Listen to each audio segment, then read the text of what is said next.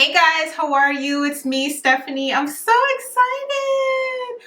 I miss you guys so much. You guys have no idea what I went through for the last couple of days. Honestly, I'm not even gonna explain to you guys because I don't want to give my haters a satisfaction. But I will say that I have a very, very important word for you guys today.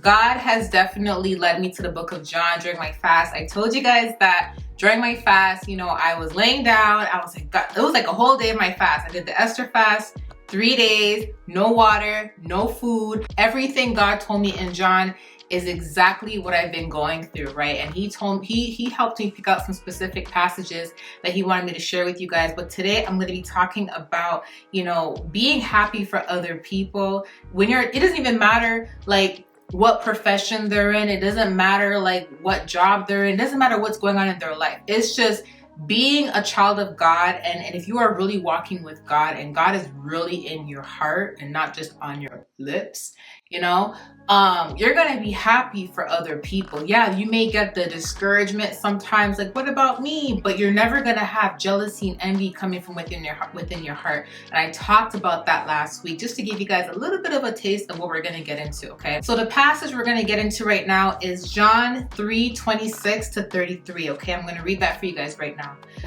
John 26 says, "They came and said to him, 'Rabbi, the man who was with you on the other side of the Jordan, the one you testified about, look, he's baptizing and everyone is going to him.' To this, John replied, 'A person can receive only what is given to them from heaven. You yourselves can testify that I said, I am not the Messiah, but I am sent ahead of him. The bride belongs to the bridegroom. The friend who attends the bridegroom waits and listens to him and is full of joy when he hears the bridegroom's voice. That joy is mine, and it is now complete. He must become greater, I must become less." Okay, so not to 33, but to 30, my bad.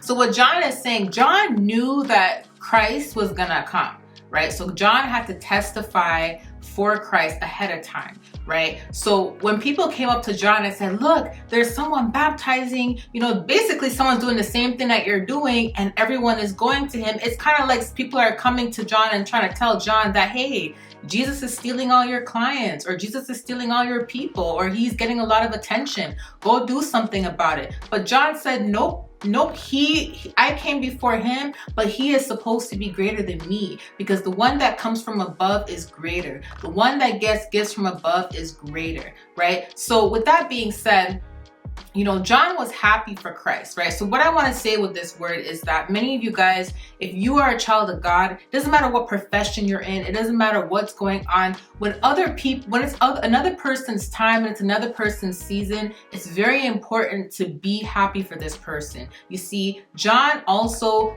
was receiving the word from God about Christ coming. That's why John was able to testify for Christ.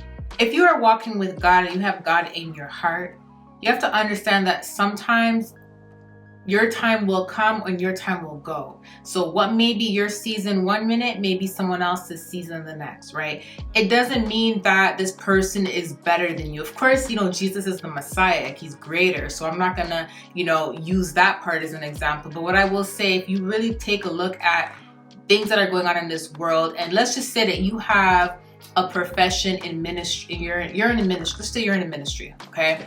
And everyone is coming to your ministry, everyone is supporting your ministry, and then there's someone else that starts a ministry and this person is doing a lot greater. You notice that they're doing a lot greater. They may have more people coming to their ministry.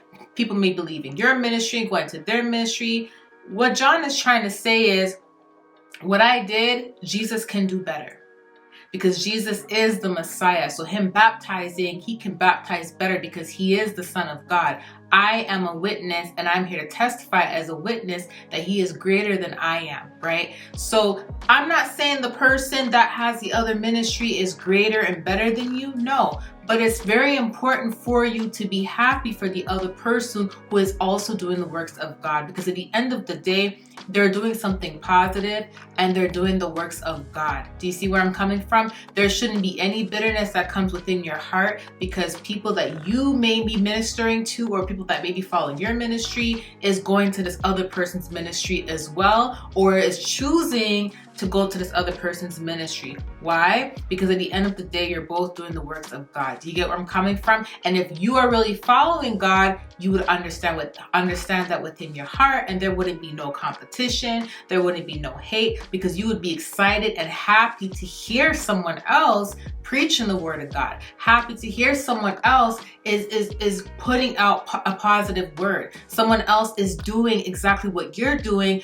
but they're doing it a lot greater. You would be happy for them because now it's their season. It's like you passing on the baton to them. Do you see where I'm coming from? So relate that to anything else in your life. It can be even in work or career. It may be that you were getting a promotion and you were up there at work, and then someone comes in and then someone's doing great, someone's doing a lot better than you were. It does not mean that you didn't do a good job. It doesn't. It just means that now it's time for your season to decrease, and not in a way where God is going to take everything from you. No, it just means that there's something else that you may have to start. There's something else that you may have to move towards. Or it just may be that this other party is going to have to take over what it is that God has specifically given you. Basically, it's also transferred wealth, as we say. You know, it's like transferred wealth, a transfer of wealth, a transfer of wisdom, a transfer of knowledge, a transfer, but in a positive way,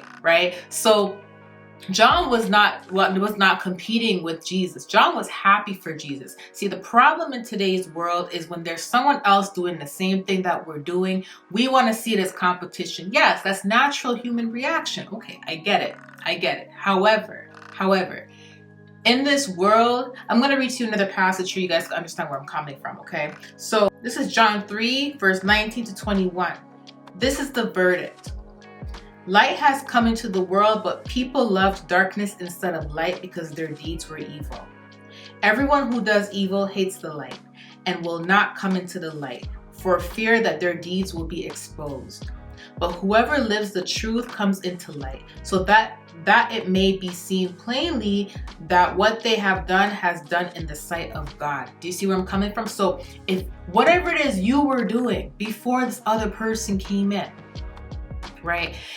If you are a child of God, you'll know this other party is a child of God. Even if this other party is not into ministry or not into the church or anything like that. If you are a child of God, you are going to be happy that someone else is doing the same thing you're doing, but they're doing it a bit greater. It's time for you to be happy for them and to pass the baton. Do you see where I'm coming from? As long as they're not copying you and stealing from you, no, that's different.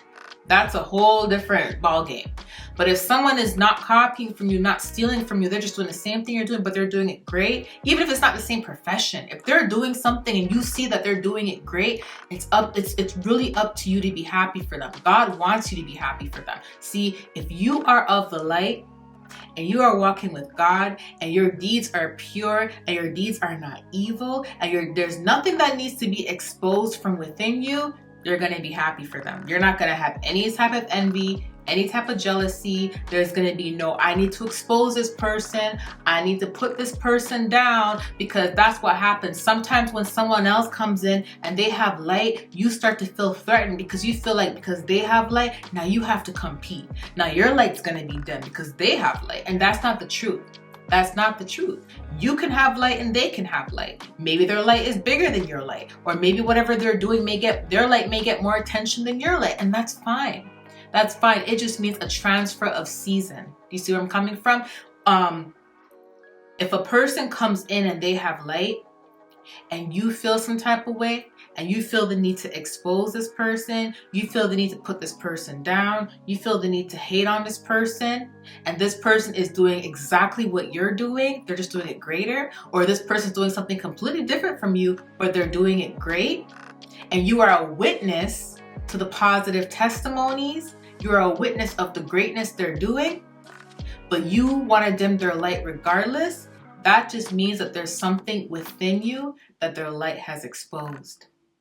Do you see where I'm coming from? Because in John 3 verse 19, it says, verse 20, everyone who does evil hates the light and will not come into the light for fear that their deeds will be exposed. So if you are the light, and you got to put down someone else's light, that means that you don't have the light. That means that you are fearing that there is something within you that is going to be exposed, or their light has exposed something within you already. Do you see where I'm coming from? Because light does not feel threatened by light. Shouldn't. Light should never feel threatened by light. Okay? If you are a child of God, you will know someone else is a child of God. Do you see where I'm coming from? There wouldn't be any threats, any slander. It says, whoever lives by the truth and comes into the light, which means now you are accepting of their light. You have light, they have light. Their light may be brighter than yours, but you are accepting of their light. Do you see where I'm coming from? If you are accepting of their light, so that it may be plainly that what they have done has been done in the sight of God. So if you are accepting of their light, it's because you have light.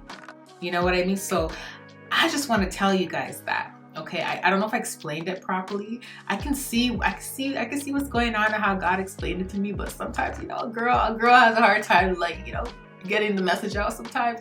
I'm getting better at it. Don't judge me. I'm getting better at it. It's gonna take some time, okay? But on to the next message. See you guys soon. Bye. Never not, never under ya, never ever, I'm forever on. Check my repertoire, check my repertoire, don't check me not. Let's just checks involved. I've been feeling like I'm next to God. Next to God, next to God. Never not, never under ya, never ever, I'm forever on. Check my repertoire.